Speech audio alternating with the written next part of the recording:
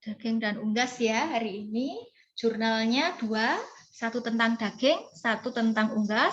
Boleh penyimpanan, boleh pengolahan, seperti penambahan nanas, pepaya itu boleh juga dicari jurnalnya yang adik-adik tertarik di mana. Nah, kita kemarin sudah belajar tentang sayur dan buah ya adik-adik ya. Nah, untuk buah-buahan tropis sebaiknya nyimpannya di mana? Seperti pisang, mangga, pepaya, ini sebaiknya di suhu yang bagaimana adik-adik?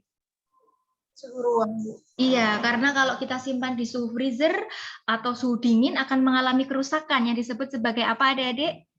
Coklat gitu ya, bercak-bercak, chilling,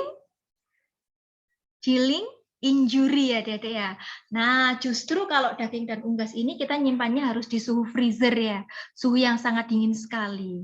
Karena apa? Karena dia mengandung banyak sekali protein ya tadi ya, sudah dijelaskan oleh Kak Dea dan Kak Badik kalau proteinnya ini tinggi. Nah, protein yang tinggi itu adalah kesukaan dari mikroba yaitu bakteri sehingga mudah rusak sekali. Nah, adik-adik ini bedanya daging sama unggas ya. Kalau daging itu yang kayak gini ya, warnanya merah, kalau unggas ini memang dari hewan yang berbeda. Jadi kalau daging ini kita peroleh dari hewan mamalia ya, Dada ya, yang menyusui, yang kakinya 4, yang ditutupi kulit tubuhnya. Nah, kalau unggas ini dari aves ya, atau burung-burungan seperti itu yang ditutupi bulu tubuhnya seperti itu. Nah, ini tujuan pembelajarannya ya, Kak Rizik bisa dibantu apa tujuan pembelajaran kita hari ini? Yang pertama adalah memahami mutu fisik dan kimia pada daging dan unggas. Yang kedua, memahami perubahan mutu fisik dan kimia pada daging dan unggas. Yang ketiga, memahami dan memiliki wawasan tentang faktor-faktor yang mempengaruhi penyimpanan pada daging dan unggas. Ya. Nah, untuk praktikumnya kita nanti di laboratorium adik-adik boleh pakai wadah penyimpanan seperti Tupperware, kontainer, plastik atau apa disesuaikan dengan kreativitas adik-adik ya. Dan inovasi dari adik-adik biasanya ibu-ibu tuh nyimpannya di mana sih, nanti mana yang terbaik seperti itu ya. Nah, ini bahan kajiannya. Kak Badik bisa dibantu apa bahan kajian kita hari ini? Yang pertama, sifat fisik daging dan unggas, komposisi kimia daging dan unggas, faktor-faktor penyebab perubahan pada daging dan unggas, faktor-faktor yang mempengaruhi penyimpanan pada daging dan unggas. Iya, tadi sudah dibahas ya untuk 1 dan 2 oleh Mbak Dea dan Mbak Hani ya. Nah, jadi adik-adik kenapa sih kita kok belajar daging dan unggas? Karena memang daging dan unggas ini adalah salah satu makanan kita ya, dalam isi piringku itu kan 33% adalah dari bahan makanan pokok seperti nasi, jagung, dan lain sebagainya. Kemudian 33%, sepertiganya lagi adalah dari protein. Protein ada 2, ada protein nabati, ada protein hewani. Nah, daging dan unggas ini adalah salah satu dari sumber protein hewani ya, Dede ya. Minggu depan kita akan belajar ikan dan seafood itu juga protein hewani. Kacang-kacangan itu merupakan protein nabati yang sudah kita pelajari bersama-sama ya. Jadi daging dan unggas ini diperoleh dari peternakan ya. Kalau kemarin protein nabati diperoleh dari hasil pertanian, pekarangan hortikultura gitu ya, sayur dan buah juga dari hasil pekarangan hortikultura ya. Nah, ini dari ternak adik-adik. Nah, ternak di dunia itu sekitar 3,8 biliun. Wah, banyak sekali ya. Jadi juta, miliar, triliun, biliun. Di atasnya triliunnya ini banyak sekali di seluruh dunia, 3,8.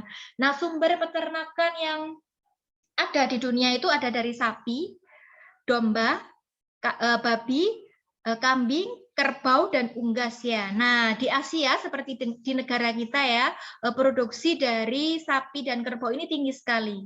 Kalau di Australia karena memang suhunya di sana dingin ya, sehingga yang banyak itu adalah peternakan domba, adik-adik. Domba itu kan bulunya tebal sekali ya. Kemudian kalau di negara Eropa adalah babi ya. Nah, sapi di negara kita ini juga banyak sekali ya macamnya ya. Jadi yang paling unggul itu ada Ongol, Bali, Madura, Gerati, Kelantan ya. Jadi di saat kondisinya kekeringan itu sapi-sapinya masih bisa bertahan hidup pada kondisi marginal. Walaupun memang agak kurus gitu ya. Kemudian kalau kambing ini macamnya juga banyak ya, varietasnya ya, ada kacang, merica, etawa, bali, domba ini di Indonesia kurang mendapatkan perhatian ya karena memang dia lebih banyak di negara Australia sana ya. Kemudian itik juga banyak sekali, ada Tegal, albino, Bali, Lombok ya Adik-adik ya. Ayam juga banyak sekali. Ada ayam kampung yang berkeliaran di pekarangan, kemudian ayam petelur dan ayam pedaging ya. Kalau ayam kampung ini memang rasanya gurih, agak alot gitu ya teksturnya ya. Kemudian umur panennya juga terlalu lama ya.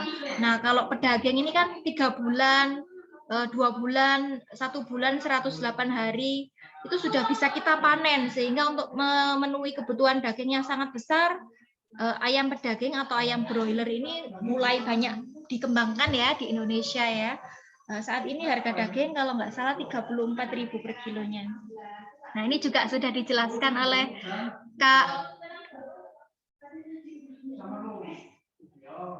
Kak Dea dan Kak Hani ya tentang pengertian daging. Apa itu Kak Korin pengertian daging Kak Korin? Menurut SNI.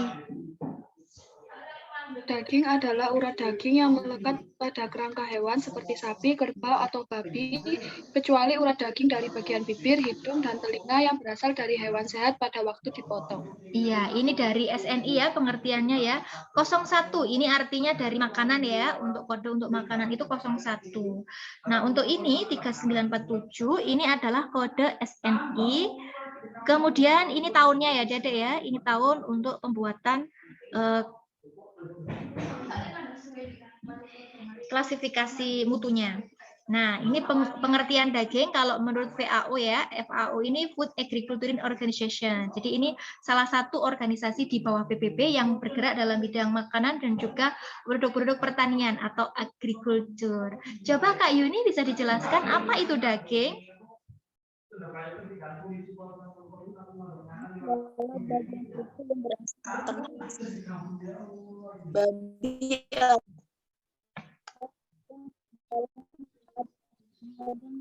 cukup umur untuk dipotong, tetapi hanya terbatas pada bagian muskulus, diafragma, jantung, dan esofagus, bibir, hidung, telinga, dan atau lemas bagian urat dan pembuluh darah.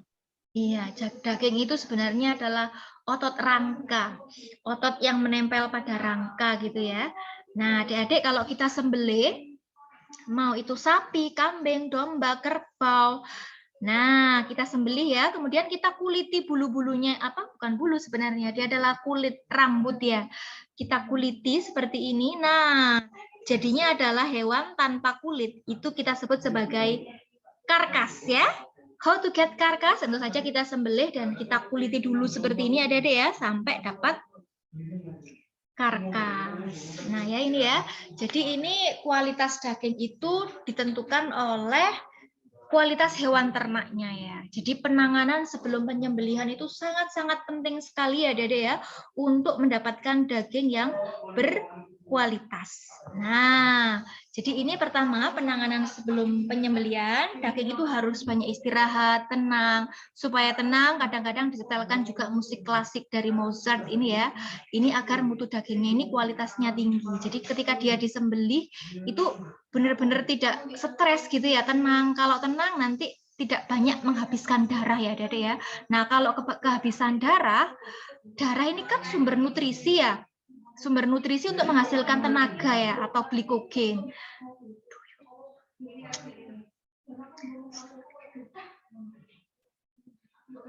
Nah, glikogen ini akan menjadi asam laktat ya, adik-adik ya, terurai menjadi asam laktat.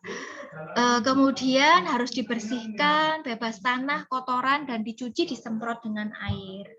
Nah, ini untuk mencegah kontaminasi dari mikroba yang merugikan, yang patogen ya, yang bisa menyebabkan penyakit-penyakit dari pangan atau foodborne disease. Nah, kemudian menyembelihnya pun harus secepat mungkin ya, adik-adik ya, untuk meminimalkan rasa sakit ya. Agar tidak stres tadi ya, agar darahnya tidak banyak keluar, supaya mutu dagingnya lebih baik ya. Nah, kemudian selain yang dibersihkan tanah, kotoran, ini juga dibersihkan juga alat untuk menyembelihnya ya, adik-adik ya, untuk mengurangi kontaminasi mikroba ya. bangkunya juga. Nah, ini tadi kita sudah tahu ya gimana caranya mendapatkan karkas ya. Apa sih karkas itu, Mbak Badi?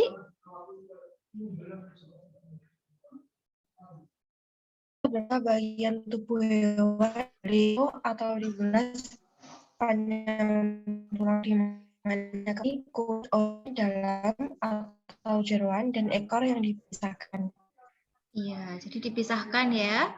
Kepalanya sudah nggak ada, kulitnya nggak ada, kakinya nggak ada, jeroannya juga nggak ada. Berarti ini daging dan rangka aja ya, Dede ya, karkas itu. Nah, ini pelayuan daging atau aging ya. Aging itu adalah penyimpanan daging selama beberapa waktu dengan kondisi dan tujuan tertentu ya. Jadi di posisi terbalik gitu ya, Dede ya, kepalanya di bawah supaya dagingnya ini netes gitu ya dengan sempurna ya. Kenapa? Agar pembentukan asam laktat sempurna, pengeluaran darah juga sempurna, lapisan luar daging kering, kemudian cita rasa itu menjadi khas daging, kemudian empuk gitu ya untuk teksturnya. Ini kondisi aging adik-adik pelayuan, jadi posisinya seperti ini, kaki di atas, kepalanya kan sudah dipotong di bagian bawah, digantung kepala di bawah gitu ya, ditiriskan ini agar darahnya tuh netes ke sini semua. Kemudian suhunya adalah -1 sampai 2 derajat Celcius. Ini berbeda-beda ya Adik-adik ya untuk hewan ternaknya. Kalau sapi ini lebih lama ya, karena kan sapi itu besar, 7 sampai 8 hari.